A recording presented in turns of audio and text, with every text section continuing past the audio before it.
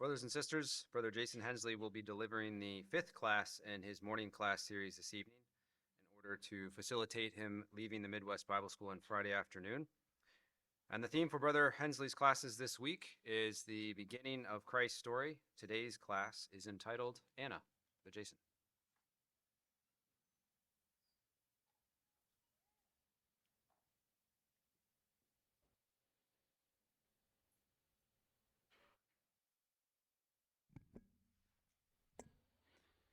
Good evening, everyone.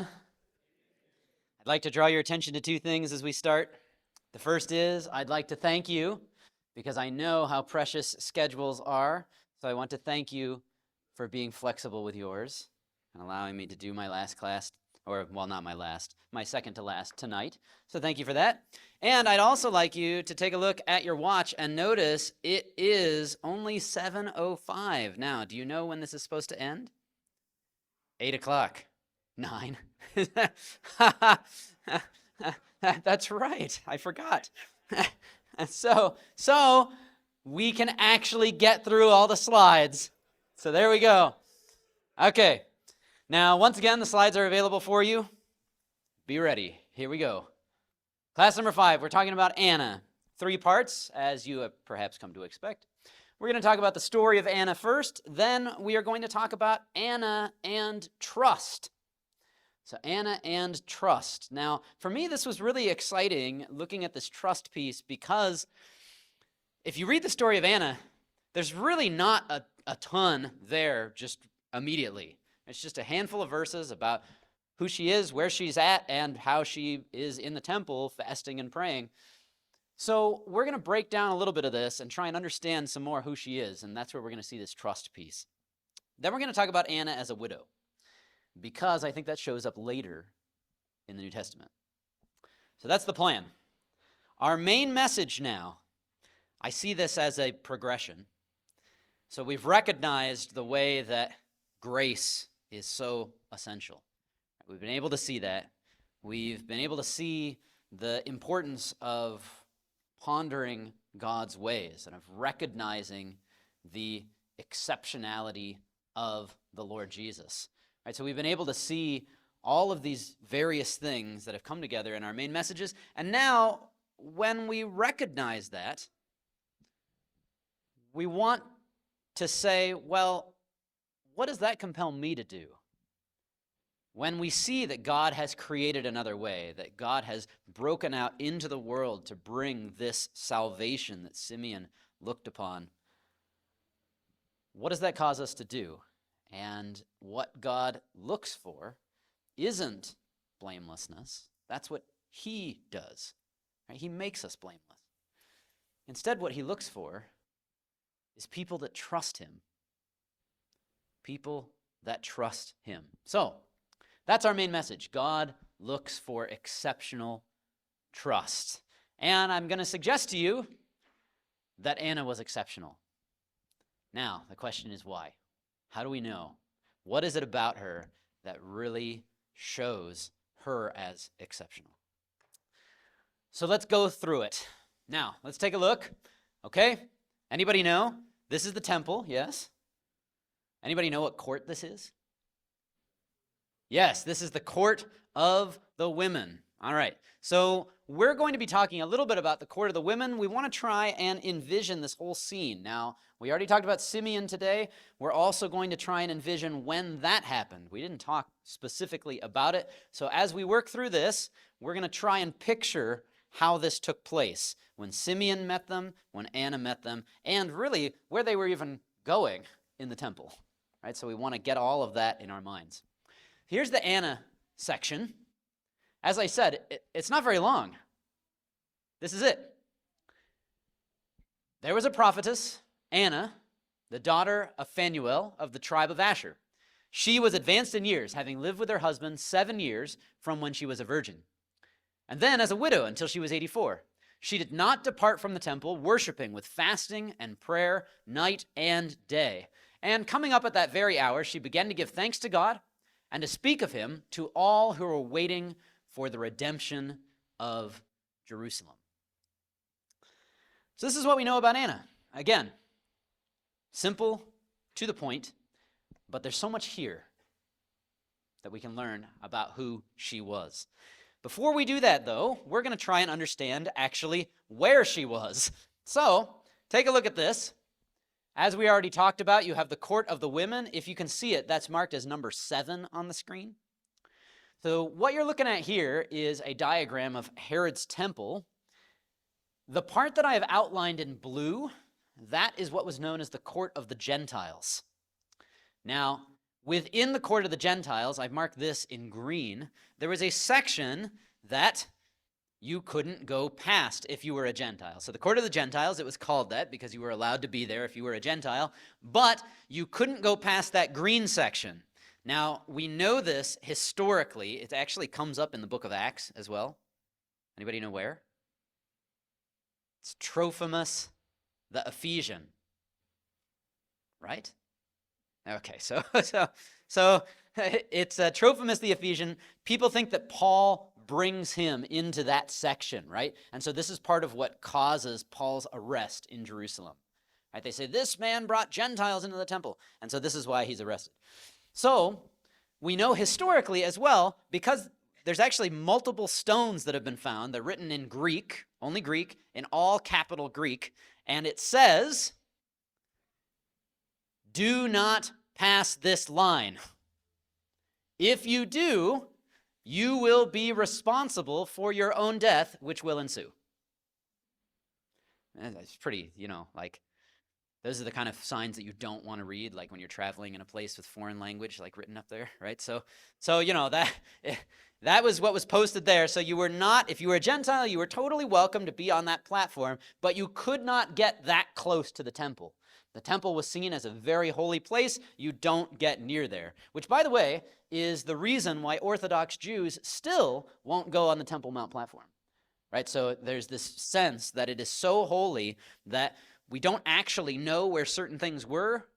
This is what they say. So they feel that if they go too close to where the most holy place was, they might accidentally step on it, right? And then that would be bad. So there was this feeling of sanctity about the temple. If you were a Gentile, you couldn't go there. Now then, the court of the women, as you can probably figure this out, was the area where generally women hung out because there was a division. And again, still today, there is a division in Orthodox Jewish congregations, even at the Western Wall, right? If you go there, it's divided into men and women. So the court of the women was where the women were allowed to go. And within that, number 3, that's called the court of Israel. And at the court of Israel, you could go into there if you were a male, and then you could go beyond that as a priest. So that was the way that things were set up. Therefore, when we're looking at this area, probably what happens is Simeon meets them first, and it sounds, when you read the Luke record, it sounds as though Simeon was walking to the temple. So he probably meets them maybe on the steps up to the temple, maybe in the court of the Gentiles. And then Anna is likely in the court of the women. Right, so they're on their way in the court of the women into the court of the Israelites, where Joseph and Mary, she is allowed at this point because they're offering an offering, where Joseph and Mary are going to offer this offering at the altar. Okay, so here's all the passages to bring them together here. You can see it in verse 27. He, that's Simeon, came in the Spirit into the temple, and when the parents brought in the child Jesus to do for him according to the custom of the law. So that's Simeon coming in. You have Anna, right? And then, verse 39, you have they offer their offering, then they leave. So I think the way that we can structure it is Simeon meets them, he says his thing, they get into the court of the women, Anna says her thing, they then progress into the court of the Israelites, they offer the offering, then they go home. Now, if you're trying to figure out where Simeon met them, there's a few different possibilities. You have down there the stairs on the left-hand side. That today is known as Robinson's Arch, not because there were any Robinsons back then, but because a guy with the last name of Robinson found it, right, or discovered it. So it's possible that Simeon met them there. They could have been coming from that side. An area has just recently been excavated known as the Pilgrimage Road. And so people who were coming to Jerusalem, they would meet at the Pool of Siloam. They would wash, which is probably one of the predecessors to baptism, right? So they would wash, they would go up the pilgrimage road, they would walk up the stairs. Now, I actually tend to favor a different idea. If you look on the right-hand side there, that's the east, and you might recall from reading some of the prophecies that what side is Messiah expected to come back to? The east, right? He's expected to come from the east. So to me, it makes sense that one of the ways, one of the signs for Simeon would have been this baby is coming through the eastern gate.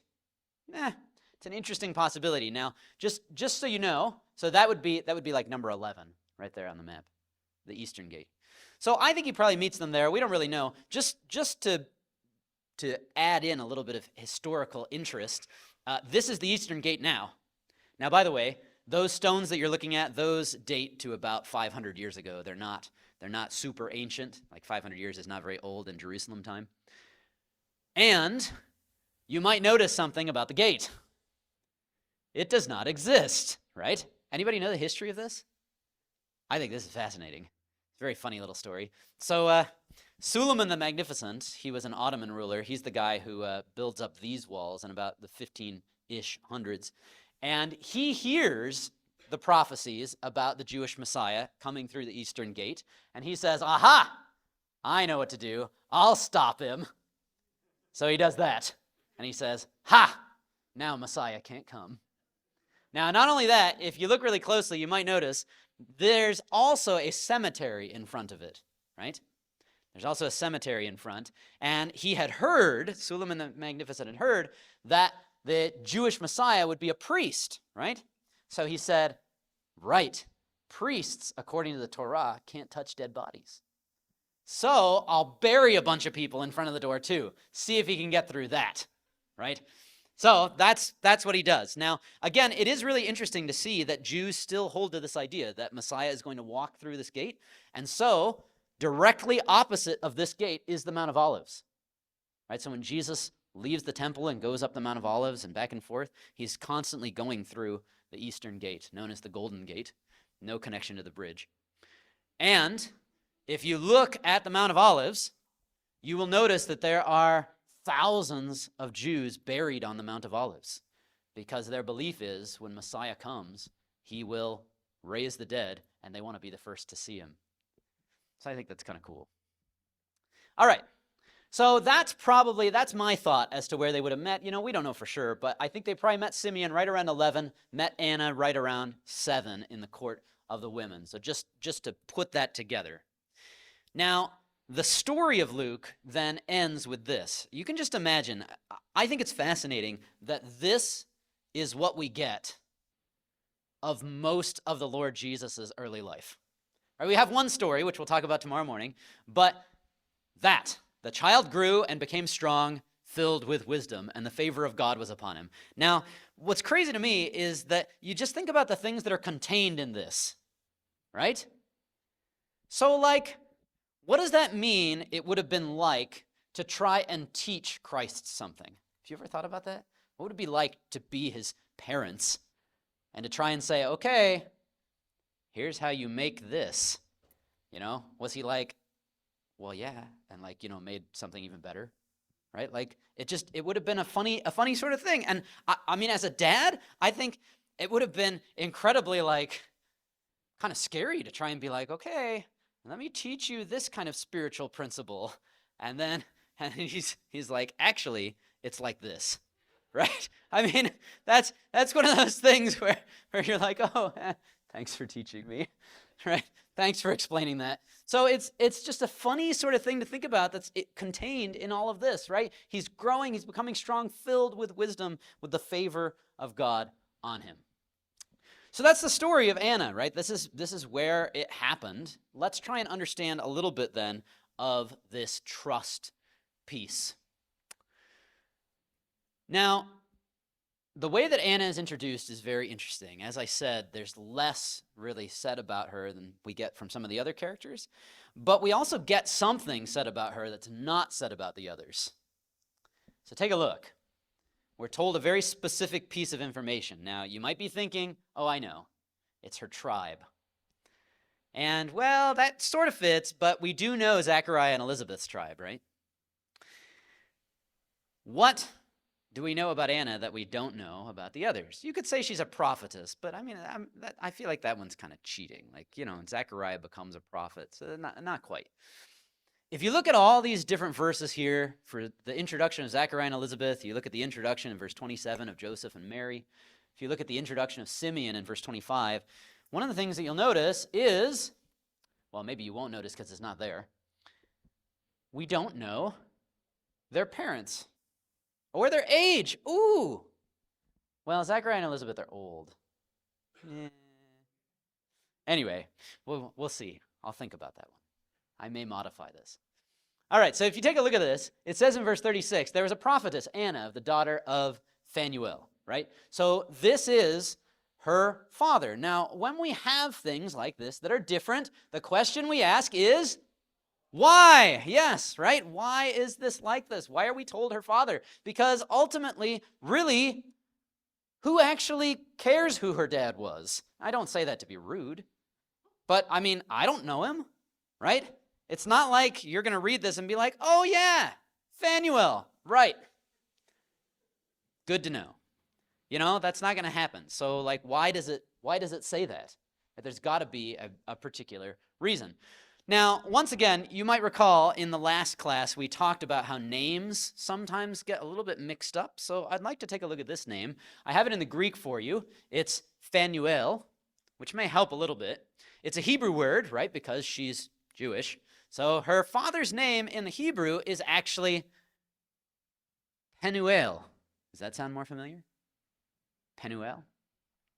Now, it means face of God. So I would suggest to you that people wouldn't generally name their children that just because they thought the meaning was cool, because you could maybe kind of struggle with like a little bit of blasphemy in that sense of naming your child face of God.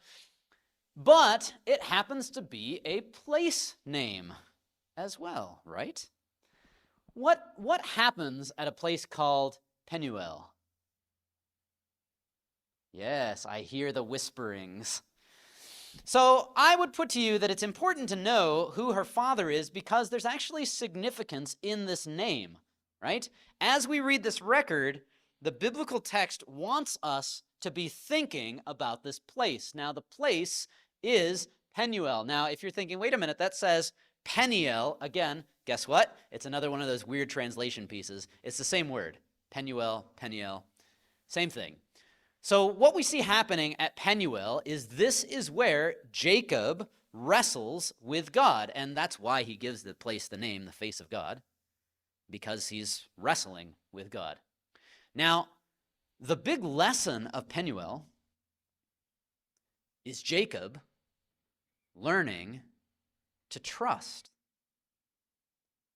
Do you remember the most faithful moment of Jacob's life? At least according to Hebrews 11, the one that's chosen, right? What is it? Jacob blessed the sons of Joseph, and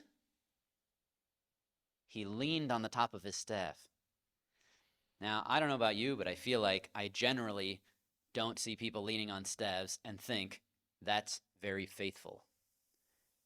That's not to say anything against anybody who does that, but that's just not what first comes to mind. Now, for Jacob, that was incredibly faithful because leaning on his staff meant he couldn't lean on himself anymore. That was the big idea here.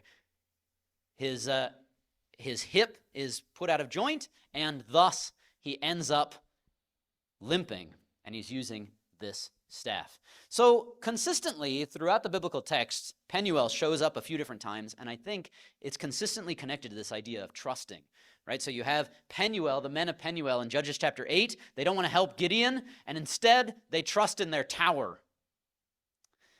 In 1 Kings chapter 12, you have Jeroboam, which I would suggest to you, you can debate me on this, and that's okay, and maybe I'm wrong.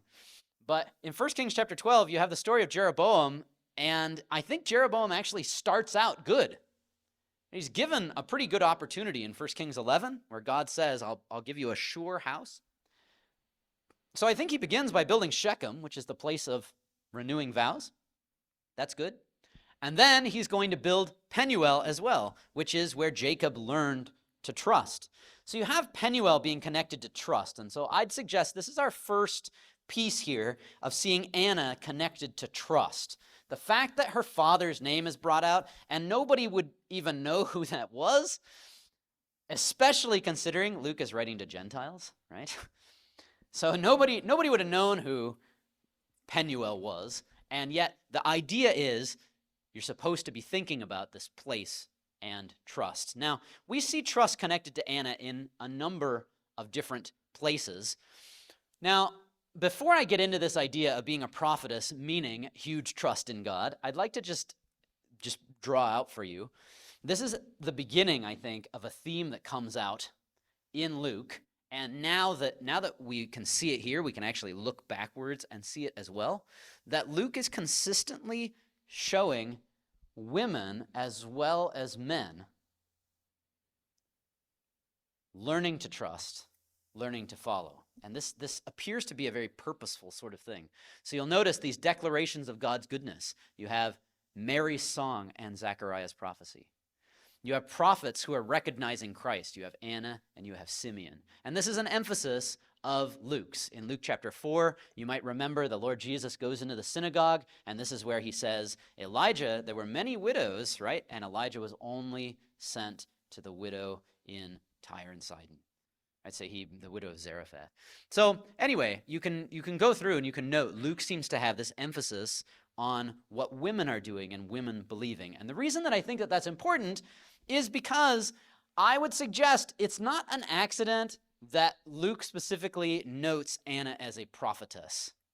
Right? That's a very important piece of information here. And I'd like to back us up a little bit historically to understand why being a prophetess meant a huge trust in God. My suggestion, you can see what you think about this, but there's not a lot of prophetesses biblically, right? There's very few. So we know that this is a very rare kind of thing. Now, in addition to this, I think in that historical time period, see what you think about this, in that historical time period, that would have actually been a very difficult thing to convince people of as well. For Anna to be able to say, look, I've been chosen by God to be a prophetess, I think there would have been a lot of pushback for something like that. So let me show you what I mean. Now, we've talked about the Mishnah, so take a look at this, right? We're going to create some of our historical context here. So this is Mishnah Ketubot. Here's what it says.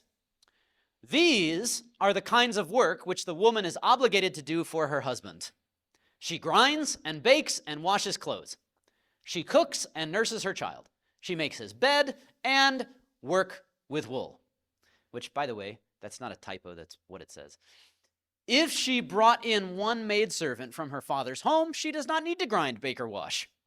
If she brought him 2 maidservants, she does not need to cook nor nurse her child. 3, she does not need to make his bed nor work with wool. 4, she may sit in an easy chair. Rabbi Eliezer says, so here's Rabbi Eliezer. You're going to notice Rabbi Eliezer has a little bit of some issues here. Rabbi Eliezer says, even if she brought him 100 maidservants, he may force her to work with wool, as idleness leads to licentiousness. Now, one of the things that you're going to notice is that there is this feeling at that time that men are not inherently evil, but women are. Now, again, I'm not trying to say anything, I want to be very careful here, not trying to say anything about that being right? That is wrong. But it's important for us to understand the historical context that we're looking at here, right? Anna being a woman and being a prophetess, this would have been very challenging. People would have said things like, wait, why are you not cooking? Why are you not making your husband's bed? Now, I know that she was a widow, but you get the idea, right? This is the Talmud now, so that was the Mishnah, right? Now, here's the Talmud commentary. Here's Rabbi Eliezer again. He's going to get a little more extreme. The Gemara cites another question posed to Rabbi Eliezer. A wise woman asked Rabbi Eliezer, since all bore equal responsibility for the incident of the golden calf, due to what factor were their deaths not equal? Now, just to back up and understand what she's talking about here, she's saying, look, everybody sinned at the golden calf. So why didn't everybody have the same consequence? Well, look at what he says, right? The Gemara says, this is a wise woman, right? This is a good question. But here's the outlook of the day. Some of the people were killed by the sword of Moses and the Levites. Some were killed in a plague. Others were struck with an intestinal illness. He said to her, there is no wisdom in a woman except weaving with a spindle. And so it states, and any woman who is wise-hearted spun with her hands. Therefore, it is unbefitting for a woman to concern herself with such questions. Right? Don't talk to me about this. Go knit something, is what he says. Right? Like, it's pretty crazy to read something like that. Okay, now, I don't know if you've ever looked at this either. There's actually two Talmuds. There's the Babylonian Talmud and the Jerusalem Talmud. The Jerusalem Talmud, weirdly enough, was not written in Jerusalem. It was written in Palestine outside of Jerusalem. And the Babylonian Talmud was written in Babylon. That one's considered more authoritative. But sometimes, every once in a while, you get the same stories. So I would like to point out to you, the Jerusalem Talmud tells the same story about Rabbi Eliezer, but it goes a little differently. A lady asked Rabbi Eliezer, why did one sin of the golden calf lead to 3 different kinds of death? Right, same question. He said to her, the wisdom of a woman is only in her spinning rod. As it is written, all wise women spin with their hands. His son, Hyrcanos, said to him, in order to not give her an answer, you made me lose 300 kor of tithes every year. So apparently people got mad, right, when Rabbi Eliezer said this. He answered, he's not going to give up any ground, though. He answered him, may the words of the Torah be burned and not be delivered to women. After she had left, his students said to him, Rabbi, this one you pushed away with a stick, what do you explain to us? Right? We're men. Tell us what actually you believe about this. Now that's crazy. Burn the Torah instead of teach it to a woman, right? But this is the atmosphere that we are looking at. Now this is the Babylonian the Babylonian Talmud, right? And I'd like to show you the rest of the debate. So this story, again, shows up, and there's more debate on it. The Mishnah states, from here, Ben Azai states, a person is obligated to teach his daughter Torah. So you can see that it is a debate, right? He says, you need to teach your daughter. So that if she drinks and does not die immediately, she will know that some merit of hers has delayed her punishment. He's talking about some weird ritual where, like, if she happens to drink something and doesn't immediately keel over, you know that for some reason she ended up alive, maybe because of studying Torah or something good like that. Now, this guy gets totally, like, knocked over by Rabbi Eliezer. Rabbi Eliezer says, anyone who teaches his daughter Torah is teaching her promiscuity. The Gemara asks, could it enter your mind to say that teaching one's daughter Torah is actually teaching her promiscuity? Right? Like, what? Rather say, it is considered as if he taught her promiscuity. Now, you might have read that and thought, oh, good job, Gemara, right? Like you're standing up for this. But no, actually, the Gemara is standing up for the Torah, right? It says, you can't say teaching her Torah is teaching her promiscuity, because the Torah is not promiscuity, if that's what you're teaching. Instead, you are teaching her to be promiscuous, but you're not teaching her promiscuity. It wants to make sure that everybody knows that distinction there. Rabbi Abahu says, what is the reason for Rabbi Eliezer's statement? It is, as it is written, I, wisdom, dwell with cunning, Proverbs 8, verse 12, which indicates that once wisdom enters into a person, cunning enters with it. And remember, as they believed, women were innately evil. So if you get cunning entered into the woman, guess what's going to happen? Promiscuity. Rabbi Eliezer fears that women will use the cunning she achieves by learning the wisdom of the Torah to engage in promiscuous behavior. This is what Rabbi Yehoshua is saying, right? A woman desires to receive the amount of a kav of food and with it a sexual relationship, i.e. her husband's availability to fulfill her sexual desires, rather than 9 kav of food and with it abstinence. And since her desires are of a sexual nature, it is undesirable for her to study Torah. In other words, they are inclined towards promiscuity, and you can't feed that, right? If they get any wisdom, bad things will happen. So that was the way that people felt about things. And you can actually see this in the New Testament, right? Have you noticed this? Things went so far, it wasn't just with the teaching piece, but that whole idea that during the woman's time of month, she's unclean, right? As the Torah states. That fences were put around that as well. I'm not going to take you through those, but I'll explain it to you. It was said that you couldn't go near a woman, right, when she was unclean like that. So therefore, how would you know? right? If you're not supposed to go near them while they're unclean like that, you have a few options, none of which are like real pleasant. So, what are you going to do? So what the rabbi said is, okay, we figured it out. Here's the solution. You're not going to go and ask everybody, right? So instead, what you should do is just men should never be near women. That's, you wonder, like, how did they ever have children? Like, but that's the thing. Like, there's all kinds of stories within the Talmud about how men should never be near women. So, for instance, there's a story in which there's a very, very proper rabbi, and he is well respected by everybody, and all of a sudden, he dies. So this widow is trying to figure out why did this happen, right? Why did my husband die like this? So she's praying about it, and all of a sudden Elijah appears. Now this is a thing that happens in the Talmud. Elijah pops up in a lot of places. And so Elijah pops up, and she says, Elijah, why did this happen to me? And Elijah says, well, let's, go through different reasons. Number one, what happened during your time of month? And, these are the kind of weird questions that Elijah asks.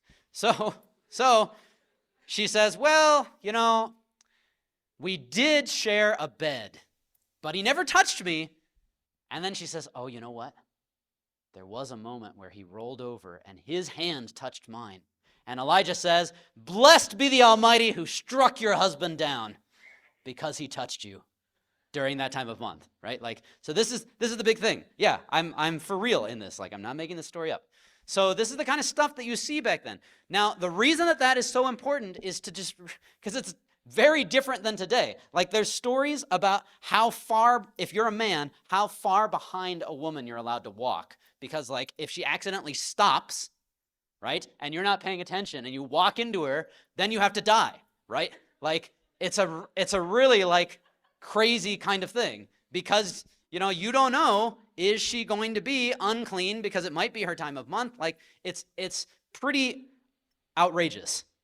This is why, because women aren't supposed to be taught these things, because women are unclean, like, this is why when you look at John chapter 4, I don't know if you've ever noticed this, it's somewhat obscured in the KJV. The KJV says, this is with the woman at the well, Samaritan woman. KJV says, his disciples marveled that he spoke with the woman. The word the is not there. It should say, and you'll notice the more modern versions say this, it should say, his disciples marveled that he spoke with a woman. Because if you were a man, you didn't do that, because if you were talking to a woman, that meant you were close to her, you might accidentally teach her Torah, and you never know what kind of promiscuous things she might do, or you might accidentally touch her, and then you couldn't be alive anymore. So there's like, it's pretty crazy to understand this whole context back then, right? And I'm like hammering this because it's so foreign to us. And we don't think like this, and so we don't understand that when Luke says, Anna's a prophetess, that's a big deal. And it would have been incredibly difficult for her to come and say, look, here's this message from God, because people would have said, who's been teaching you? What? You were never supposed to learn anything like this. And so to express that she is a prophetess and to have a message to try and share, that would have been a really, really big thing. So I want to just underline that idea of being a prophetess, that required a huge trust in God. Now, in addition to that, remember our two paths that we've been seeing throughout the Luke record. We have seen law and life under law, and then we have seen grace. And I just think it's awesome here to notice that Anna's name, by the way, is the Greek form of Hannah, right? So actually in Greek, it's pronounced Hannah.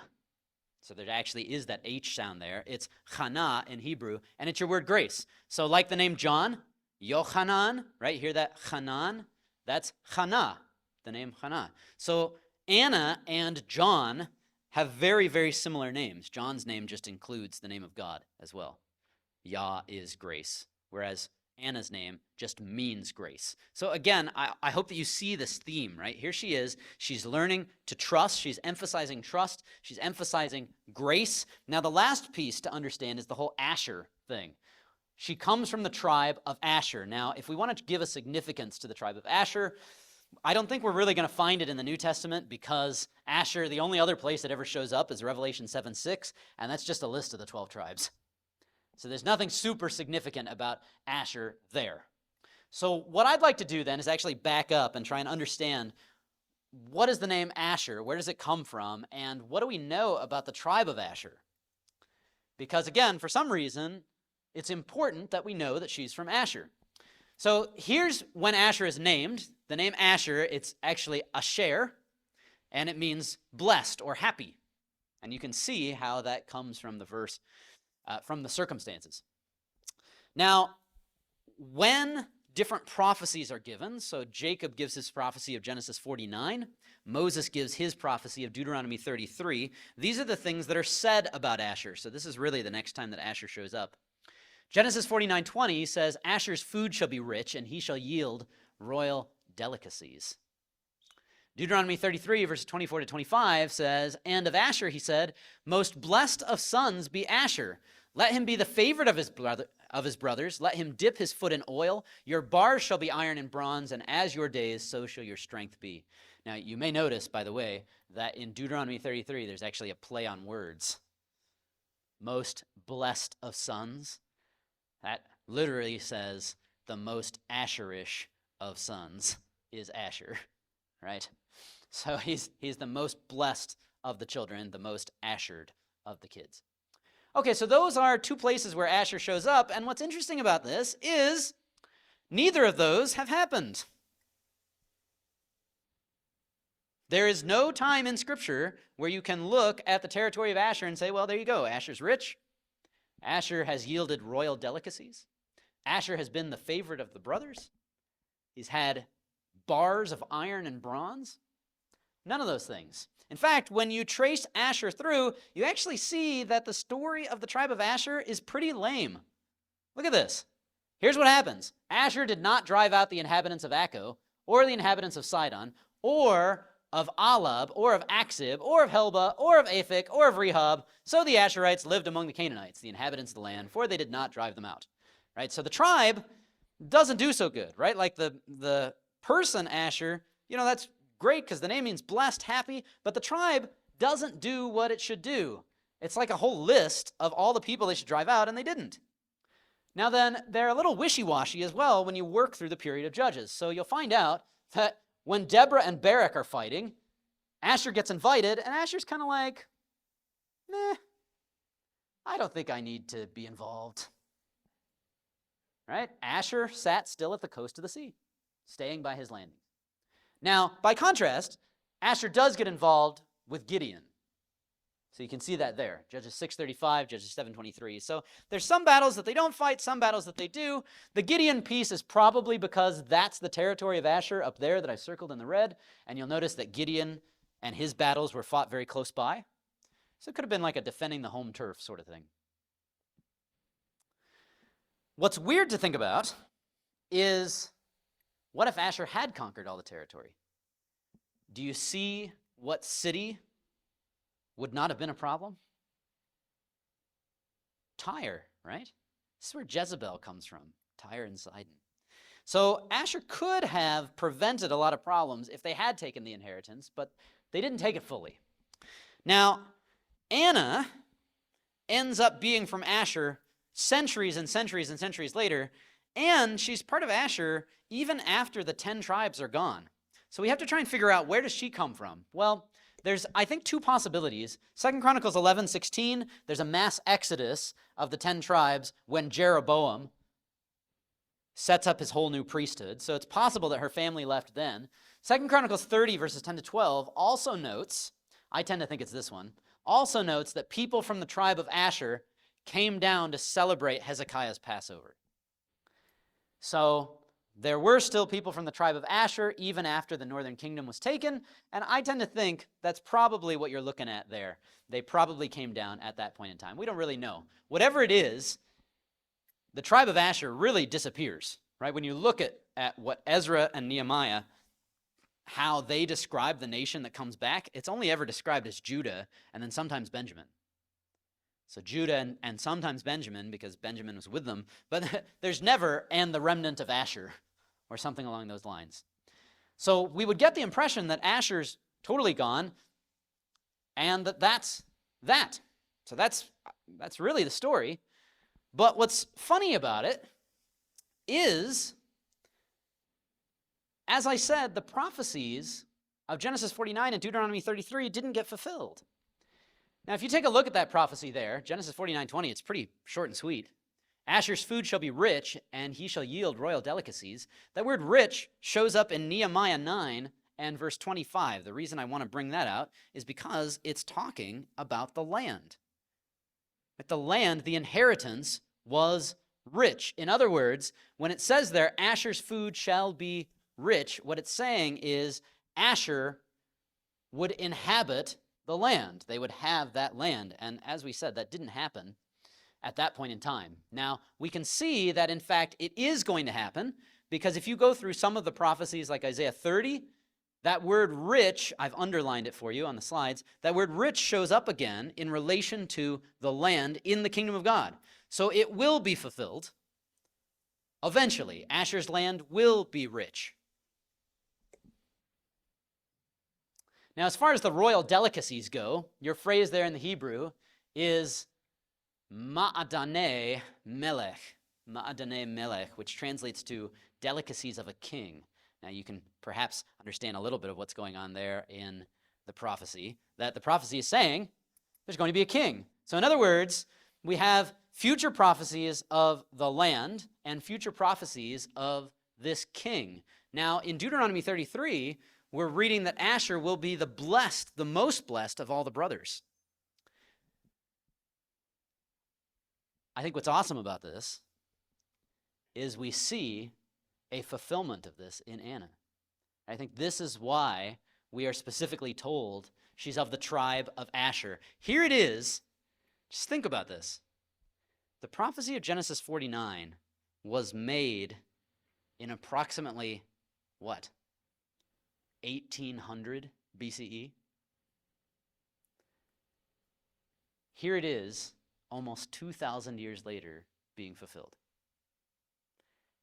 I feel like you could just picture people saying, well, there you go, Genesis 49, that's not going to happen. Deuteronomy 33, that only happened, about 1400 BCE. People say, well, there you go, that's not going to happen. And yet, here you have it, almost 2,000 years later, being fulfilled. This is why Anna's all about trust. This is why Anna is this picture of someone who is standing against what everybody else says. No, you can't do that. No, you can't be a prophetess, right? Like, women don't learn Torah. That can't be you couldn't have been chosen by God to do that, right? That couldn't be a thing. So, I think what we see is trust over and over and over. So, all throughout Anna's story, this is the emphasis. She trusts. She trusts. Now, I'd like to just wrap it up by considering this widow piece. Now, Anna's a widow, as it says. And again, I think we don't often think about what life was like for widows at that point in time. So they had a few different options. So under the law, there was the levirate marriage, meaning that if their husband died, they could marry the husband's brother, right? Anna doesn't appear to do that. So that doesn't seem to be one of those options. She has one husband, and that's it. Now, strangely enough, I don't know how much you know about this historically, so I'll just share this. Historically, widowhood often meant that you turned to prostitution to survive. So that's a piece of just the history there. Now, obviously, she doesn't do that either, but I think it's important to understand what she may have tried to figure out, right? What can I do here? How do I survive? Now, another option for a widow was not levirate marriage, but just being married again, right? This whole idea of if the husband dies, another man can take her. So that was another possibility, but again, it's one that Anna didn't take. Okay. Oh, I told you I wouldn't skip any slides, sorry. I thought this was already sort of understood. But this is just saying that back in the first century, it was understood that there was no issue with a widow remarrying, right? So that's what the Talmud's saying there. Now then, part of the struggle was, the reason that this remarriage would often happen was because, as we talked about before, children were your retirement plan. Now, what ends up happening through things like the Mishnah is that whole setup, that safety net for women, gets messed up. Instead of their children taking care of them, there was this whole idea of korban, meaning you didn't have to take care of your parents. Instead, you could say, oh, actually, I'm devoting, that's what the word korban means, I'm devoting everything that I would have given to my parents, I'm devoting that to God. And so, therefore, your parents wouldn't be taken care of, and you would instead give that to the temple. And you can see that Christ says that's not okay. You missed the point of the law. So as far as Anna goes, there were some different options. She could have gotten remarried. She could have gone through the levirate marriage. She doesn't do those things. And so her situation, I'd suggest, is somewhat astonishing. Like, it's pretty rare to have a woman who maybe is taken care of by kids, but I mean, it doesn't really sound like she has any. So, like, what's she do? How does this happen? What's going on here? Well, what's really amazing about it, I think, is that not only is she in a different situation like this than maybe we might expect, but the Apostle Paul actually seems to build his case on true widows. He seems to build it on Anna. Listen to this. Honor widows who are truly widows. Okay, so what does that mean? What is a true widow? Well, in verse 16, he explains, if any believing woman has relatives who are widows, let her care for them. Let the church not be burdened, so that it may care for those who are truly widows. In other words, a true widow in this context is somebody who has no relatives, no family. Okay, so that appears to be Anna. When you look at her story, there's no children, there's no husband, anything along those lines. And you'll notice then that the rest of this section seems to be built on her story. Luke 2:36 says that she lived with her husband and then was a widow, right? 1 Timothy 5:9, the wife of one husband. So she only had one husband. She was not married again. Luke 2 verse 37 says until she was 84. Well, Paul specifically says that these true widows can't be less than 60 years old. Luke 2:37 says that she worshiped with fasting and prayer night and day, and 1 Timothy 5:6 says that true widows will continue in supplications and prayers night and day. So I think it's based off of Anna's story. Paul says, she who is truly a widow, left all alone, has set her hope on God and continues in supplications and prayers night and day, but she who is self-indulgent is dead even while she lives. Where did Anna come from? How did she take care of herself? I would suggest to you that she set her hope on God, as Paul says. And he's building this case off of the story of Anna. And what he's saying here is that Anna trusted that as a prophetess, as someone called to this work, that God would take care of her. This is why it says, essentially, that she lived in the temple.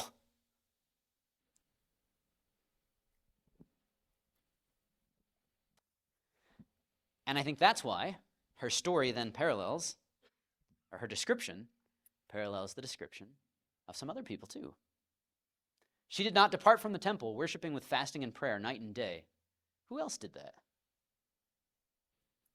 1 Chronicles 9:33 says, now these, the singers, the heads of fathers' houses of the Levites, were in the chambers of the temple, free from other service, for they were on duty day and night. Psalm 34, 1-2, about the Levites says, come bless the Lord, all you servants of the Lord, who stand by night in the house of the Lord. Lift up your hands to the holy place and bless the Lord. The Levites and the priests were those who were in the temple continually. They were working there day and night, day and night. And thus, Anna's story parallels that. Now, here's where I think it gets really exciting for us, because Luke doesn't let that go, but look at how he ends his gospel. There's another group of people like that. Luke 24, verse 52. And they worshiped him and returned to Jerusalem with great joy and were continually in the temple blessing God. Same kind of thing for the disciples. They had to figure out, how are we going to survive? Who's going to take care of us while we do this work? Now, I'm not suggesting that that's what we all need to do. I think we have to figure out how this principle applies in each of our individual lives. Now, the principle is that God is looking for that exceptional trust. That here's Anna, she's waiting, she's devoted her life to this. This is everything for her. And so for us, that principle is, how much of our lives are the Lord Jesus? How much have we given? How much is consumed by the work of the gospel? How much have we been inspired to trust? Because when we recognize that the Lord Jesus is exceptional, when we recognize that we need grace, we can't just sit there and say, wow, I'm so glad that grace exists. We have to be inspired by what God has done, inspired by how much we don't deserve, and inspired by how good he is, and therefore say, I trust you, and I'm going to give it all. So how do we do that? How do you do that in your own life?